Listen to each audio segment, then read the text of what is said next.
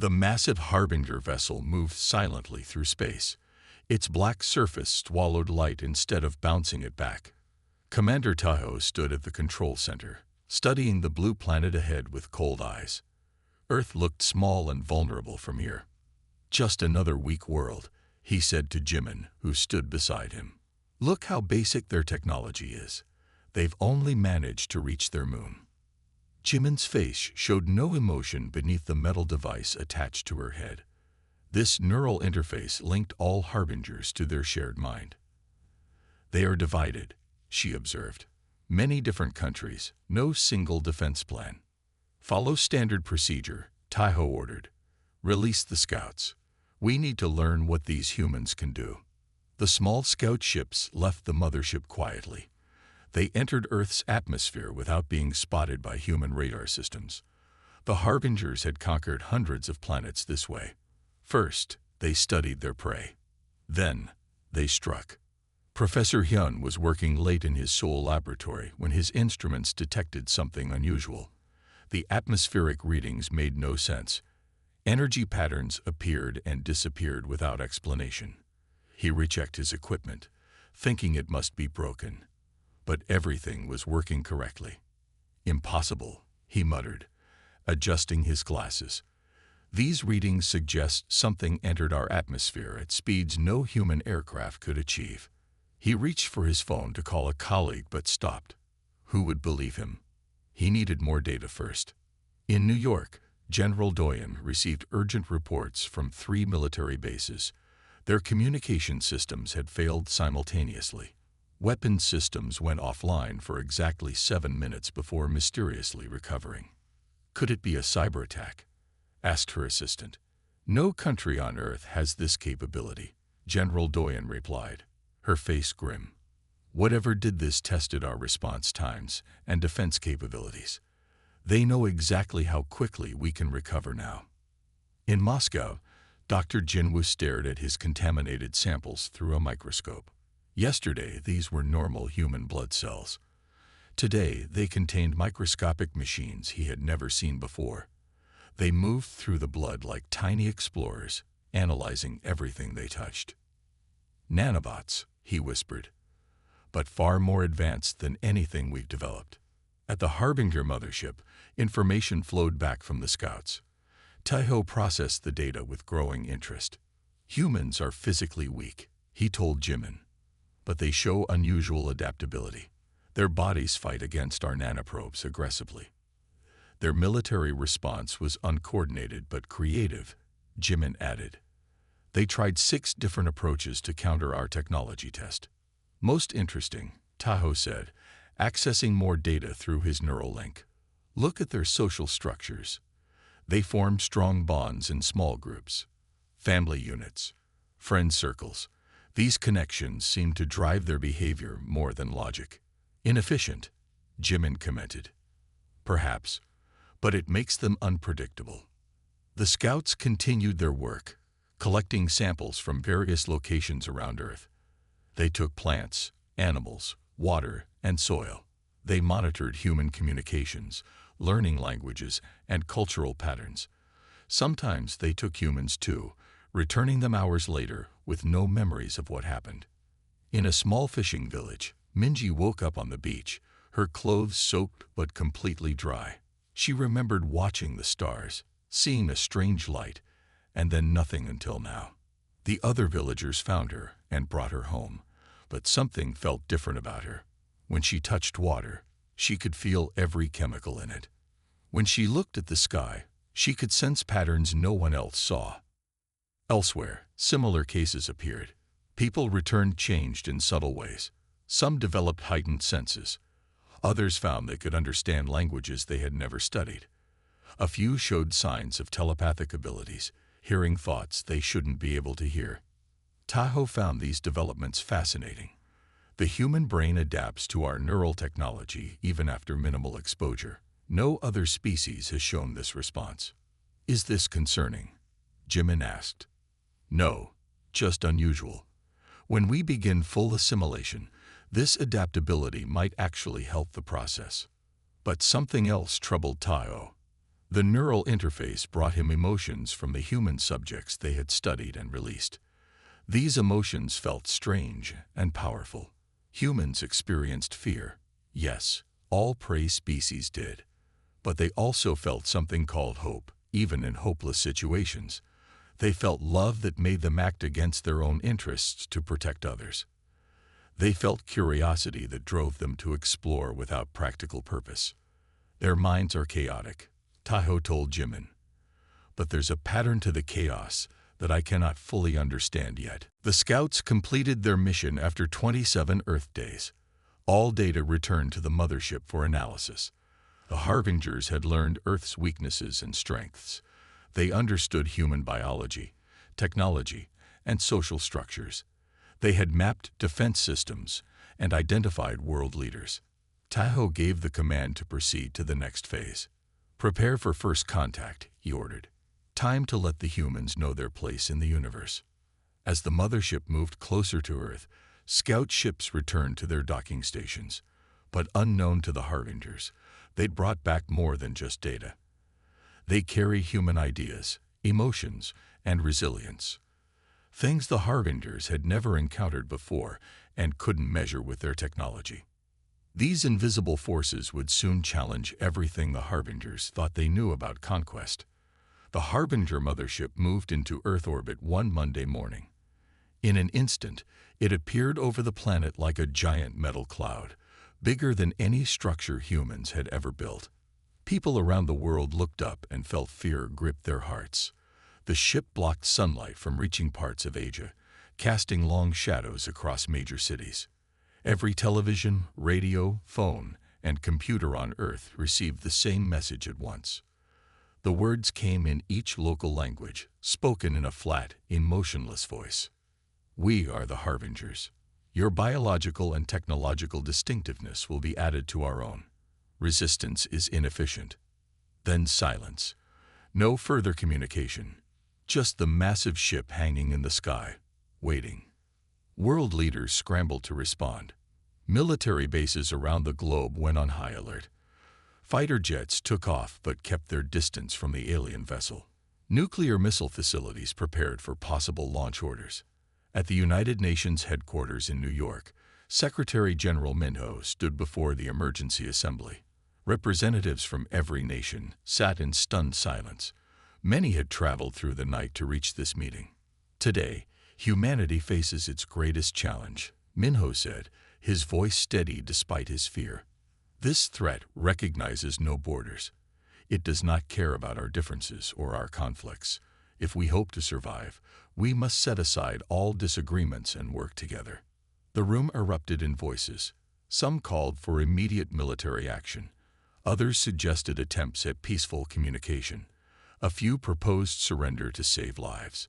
We cannot attack blindly, said one representative. Their technology is obviously superior. We cannot surrender without a fight, argued another. Look at their message. They plan to absorb us, not coexist with us. While world leaders debated, militaries prepared. In secret installations around the world, scientists analyzed what little data they had about the alien vessel. Deep beneath the Pacific Ocean, in a classified research facility hidden inside an underwater mountain, Dr. Subin hadn't slept in 36 hours. Her team had gathered every scan, every reading, every bit of information available about the Harbinger ship. Look at this energy pattern, she said, pointing to the display. Her 5 team members crowded around. It pulses at specific intervals. And here, she swiped to another screen. When our monitoring stations sent standard communication signals toward the ship, these frequencies caused minor fluctuations in their shield system. A younger scientist leaned forward. Could it be a vulnerability? Possibly, Dr. Subin said. All energy systems have resonance frequencies that can disrupt them. Even alien ones must follow the laws of physics. So what do we do with this information? Asked another team member. Dr. Subin straightened her back. We find exactly which frequencies cause the most disruption, and we build something that can generate them at high power. On the Harbinger mothership, Commander Tahoe monitored the human response with growing curiosity. Their primitive satellites now pointed at his vessel. Their aircraft kept careful distance while studying the mothership. Their communications had increased by 800% since the announcement.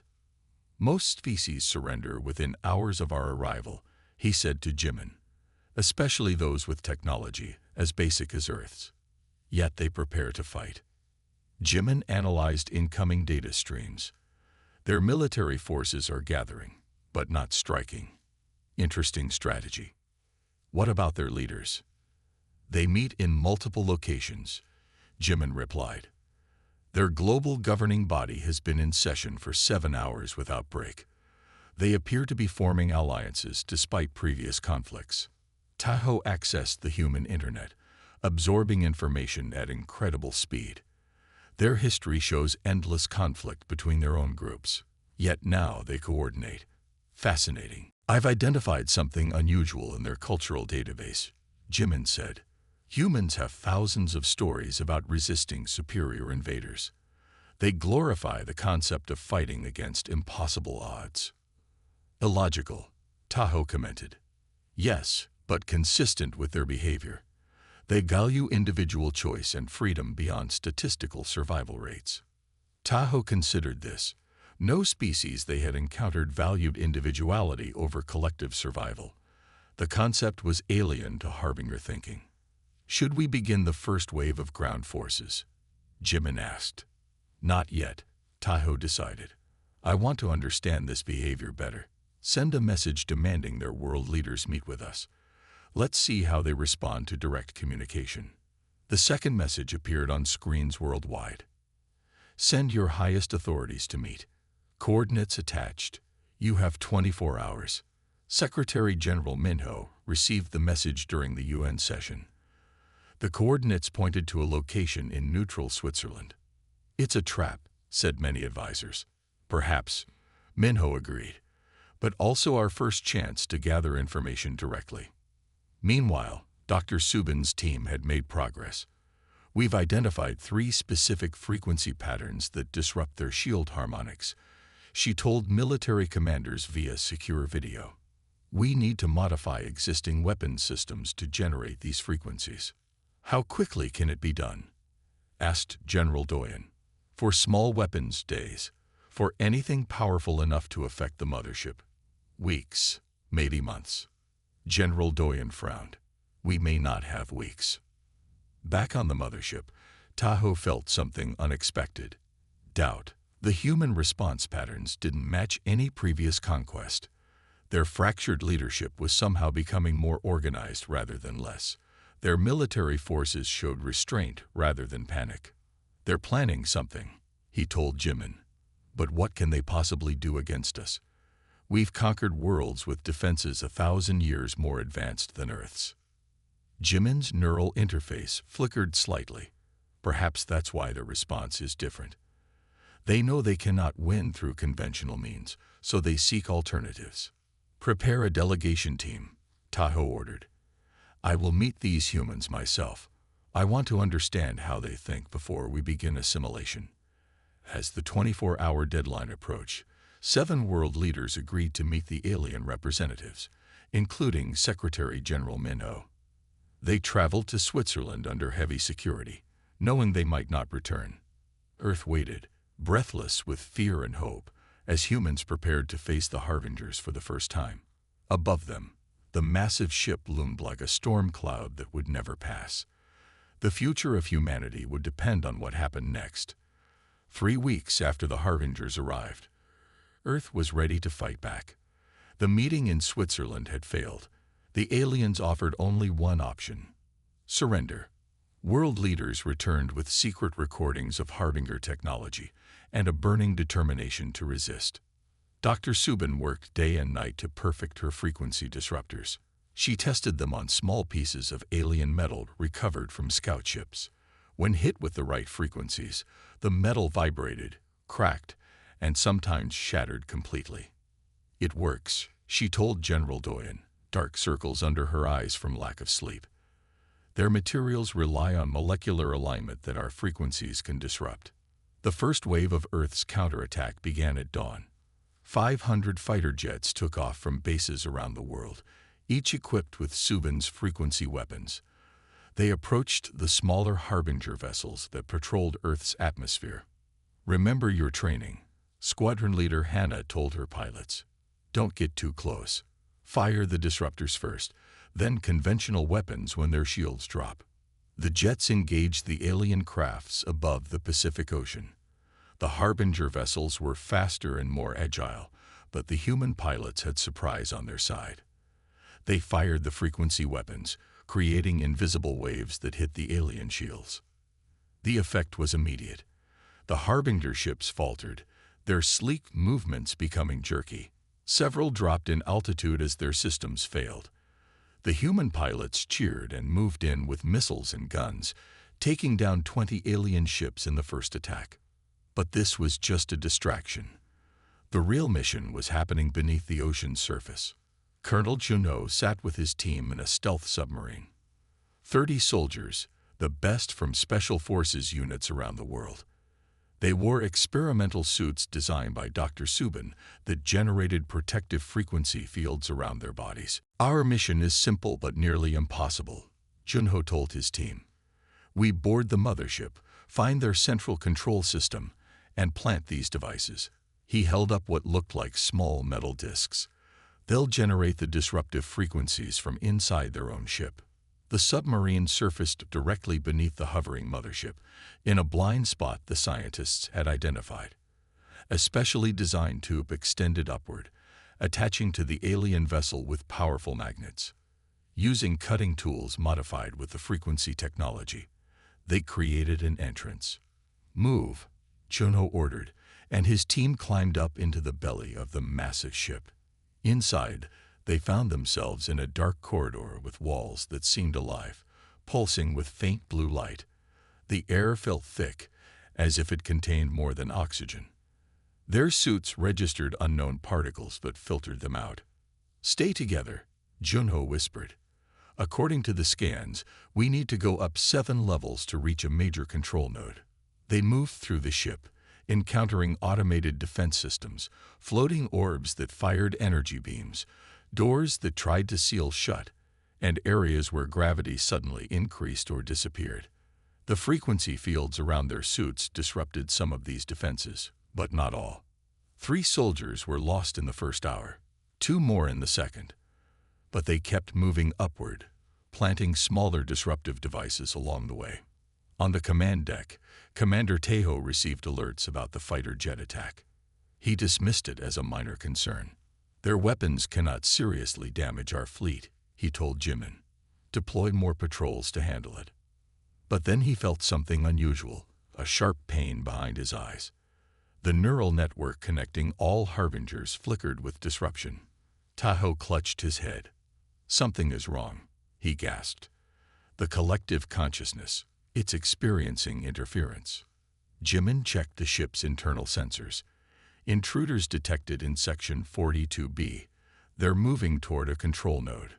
Tahoe tried to focus, but the pain increased. It wasn't just physical discomfort. It was something deeper. Through the collective mind, he could feel disturbing patterns emerging. The humans they had captured and partially assimilated during their initial scouting missions were somehow resisting full integration. "How is this possible?" he demanded. "No species has ever maintained individual consciousness after assimilation begins." Jimin's own neural interface sparked visibly, causing her to wince. The human minds, they're refusing to let go of their identities.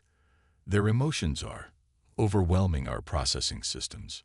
Meanwhile, Colonel Chunho's team reached the control node.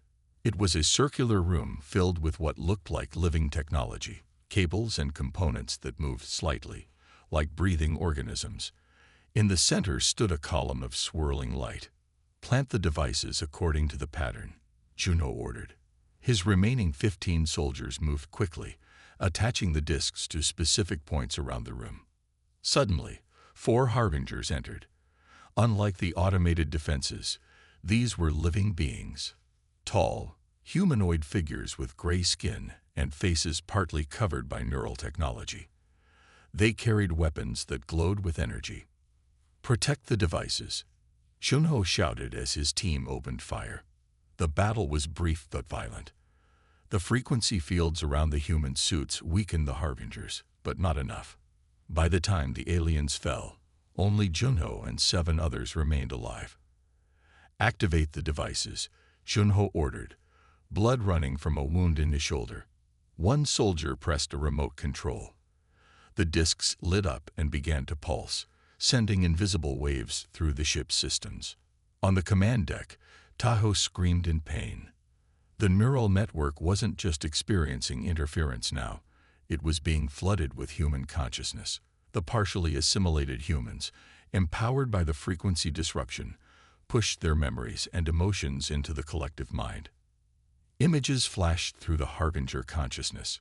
Children laughing, families embracing, people helping strangers during disasters, lovers holding hands, artists creating beauty with no practical purpose, humans sacrificing themselves to save others. Jimin fell to her knees, the neural interface on her head sparking violently. "What is happening to me?" she whispered, touching her face. Her fingers came away wet. She was crying, an action no Harbinger had performed in thousands of years. "I feel something," she said with wonder. "Something separate from the collective. Something mine." Tahoe struggled to maintain control, but the flood of human emotion was too strong. For the first time since becoming a Harbinger, he felt fear, not the calculated risk assessment the collective performed, but true, personal fear. And with it came a strange new sensation.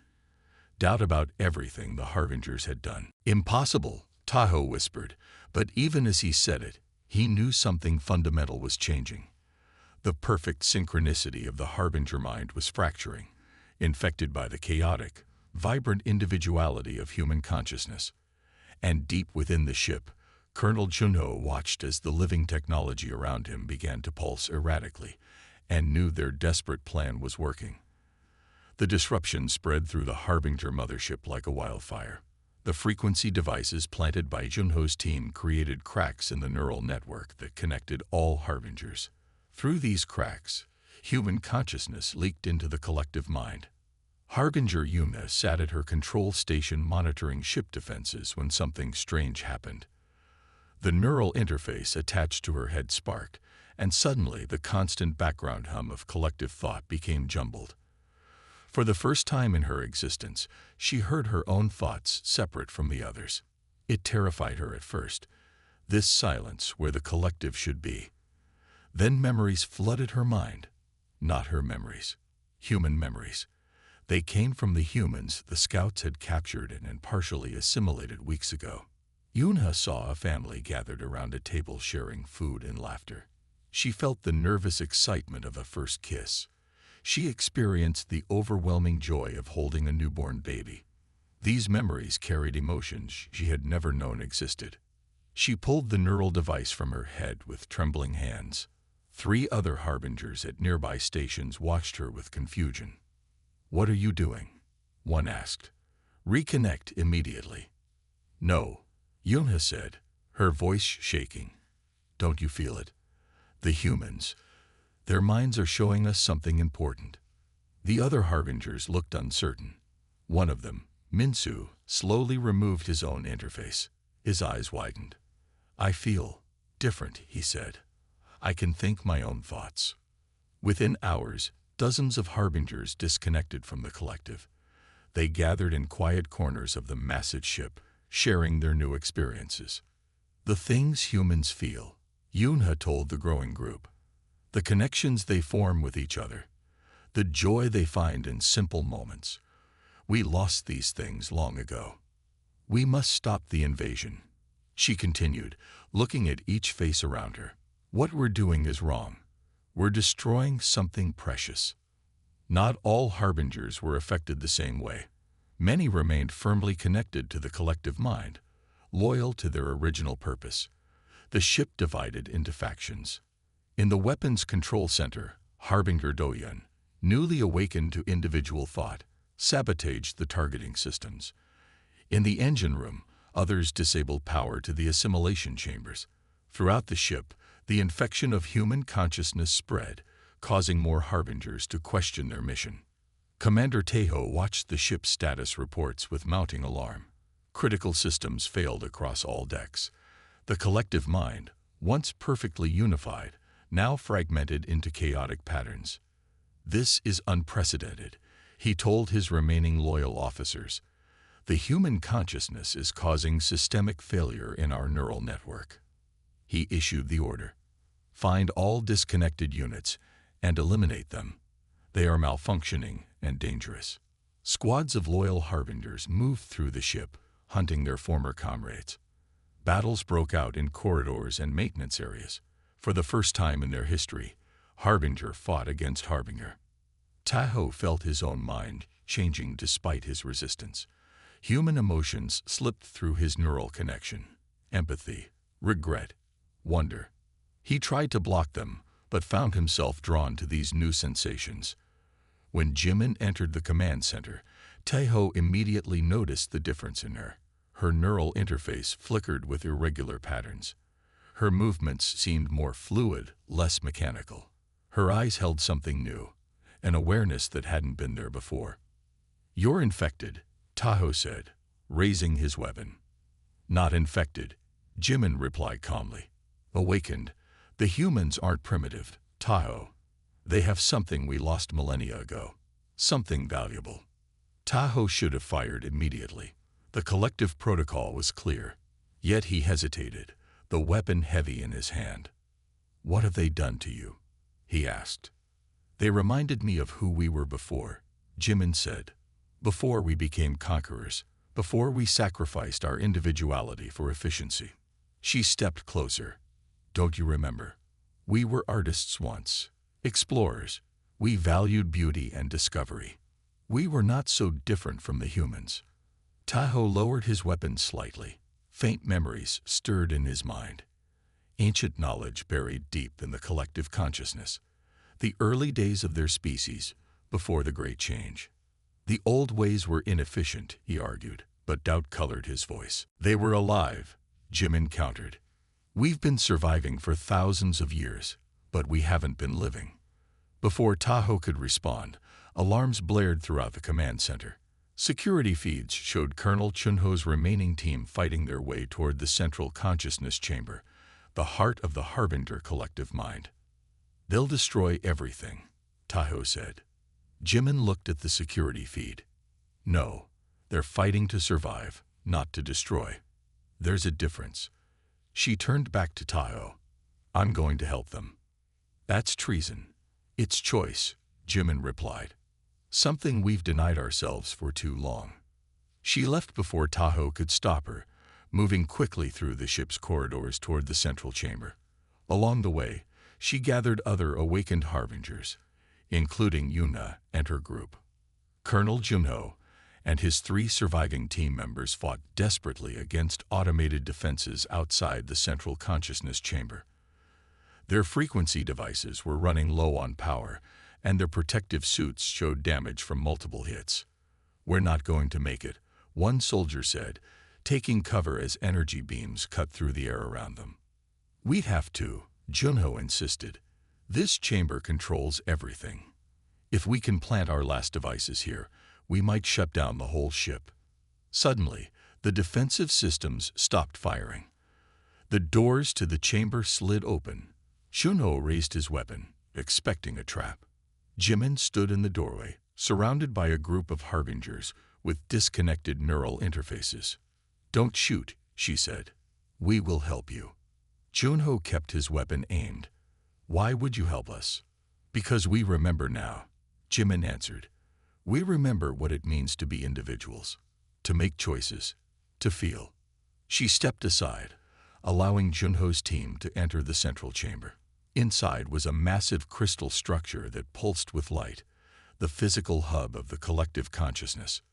"This is the heart of what we became," Jimin explained. "It stores our collective knowledge and coordinates our shared mind. Your devices won't destroy it completely, but they can disrupt it enough to free more of my people from its control." Junho studied her face, looking for deception. Your people have invaded worlds across the galaxy. Why should I believe you've changed? Yunha stepped forward. Because I can feel sadness now. Sadness for what we've done. Remorse. These emotions came from your kind, and they've awakened something in us that was buried long ago. Juno hesitated, then lowered his weapon. Place the devices, he told his team. But stay alert. As the soldiers moved to position their remaining frequency disruptors around the crystal, Jimin turned to Juno. There is something you should know, she said. We were not always destroyers. The crystal at the heart of the Harbinger ship pulsed with energy as Chunho's team activated their frequency devices. Light shot through the chamber, and the entire ship shuddered. Throughout the massive vessel, thousands of Harbingers cried out as their neural connections broke apart completely. Some fought against it, desperate to maintain the collective consciousness. Others embraced the change, feeling true individuality for the first time in millennia. Commander Tejo fell to his knees on the command deck as the final threads of the collective mind snapped. His thoughts became fully his own, chaotic, uncertain, and frightening. But amid the fear came clarity. Memories long suppressed by the collective surged forward. He remembered his species before the Great Change, before they became conquerors. What have we become? He whispered, looking at his hands as if seeing them for the first time. 3 days later, the Harbinger mothership broadcast a new message to Earth. Smaller vessels returned from around the globe. Attack forces stood down. Human prisoners were released.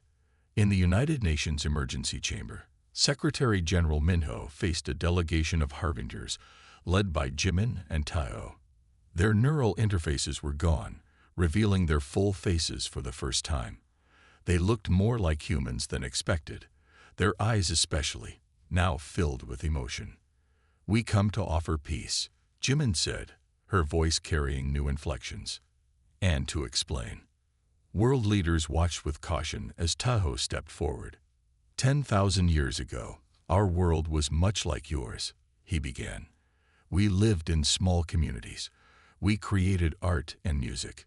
We explored our world out of curiosity. He activated a small device that projected images of ancient Harbinger civilization. Beautiful cities nestled in purple forests, people gathering in celebration, children playing. Then the Devourers came, Tahoe continued, a species that consumed worlds. They destroyed our cities, killed millions, and left our planet barely habitable. The projection showed massive ships unlike the Harbingers, and scenes of devastation. The survivors made a choice, Jimin said, to survive at any cost.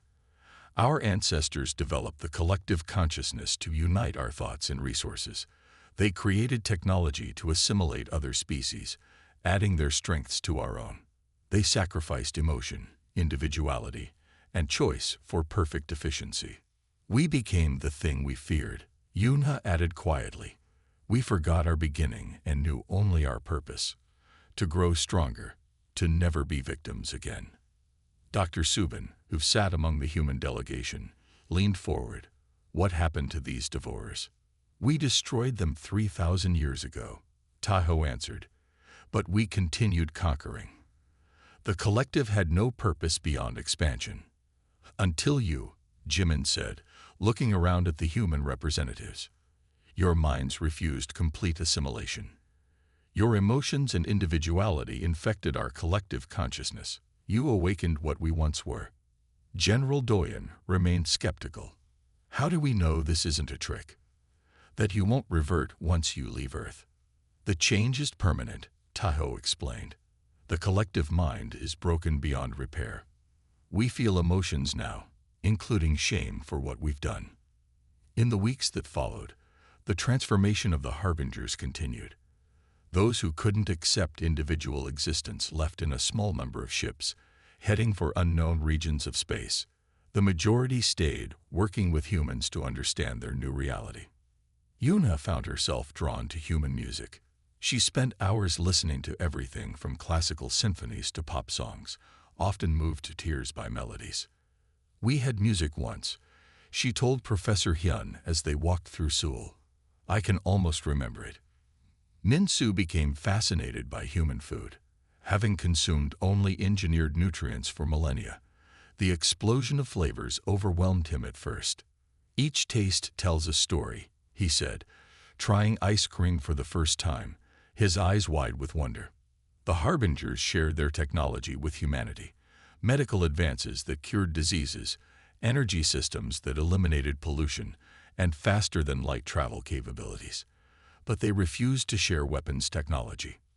"We've caused enough destruction," Tahoe told the United Nations. "Your species showed us a better way to exist. We won't repay that gift with tools of war." 6 months after their arrival, most Harbingers departed Earth, but not as conquerors. They left as explorers, seeking to find other conquered species and free them from assimilation. Some stayed behind to serve as ambassadors and teachers. Before the main ship departed, Jimin met with Colonel Chunho, whose actions had sparked the transformation. "You should know," she said, "you've saved more worlds than just your own. We were headed to 17 other planets after Earth. Now, instead of conquest, we bring liberation." Chunho nodded thoughtfully. "It wasn't just me. It was everything that makes us human. Our stubbornness, our emotions, our connections to each other. Your weaknesses turned out to be your greatest strengths," Jimin agreed. "And now they're becoming ours again." 1 year after the Harbinger's arrival, humanity took its first steps into the wider galaxy. Earth ships, built with Harbinger technology, but distinctly human in design, explored neighboring star systems. They carried scientists, artists, and diplomats rather than soldiers. On the launch day of the first deep space mission, Secretary General Minho gave a speech that was broadcast worldwide. "We faced extinction and emerged not just survivors, but teachers," he said. "The universe will now know humanity not for our weapons or our conquests, but for our spirit, our capacity to maintain hope against overwhelming odds, our willingness to forgive former enemies, and our stubborn insistence on remaining individuals even when joining together." In distant parts of the galaxy, other species watched with interest as news spread of the transformation. Some feared this new alliance. Others saw hope in it. The Harbingers, once known as the deadliest force in the universe, now spoke of humanity with something like reverence. And on countless worlds previously conquered by the Harbingers, people of all forms began to feel something strange happening in their collective minds. The first stirrings of returning individuality, the faint echo of emotions long forgotten, and with them, the chance to remember who they were before. As Tahoe told Earth's children when they asked him why the Harbingers had changed, "You reminded us that the greatest strength isn't in conquering others, but in remaining true to yourself while connecting with those different from you. That was a power greater than any weapon we ever created."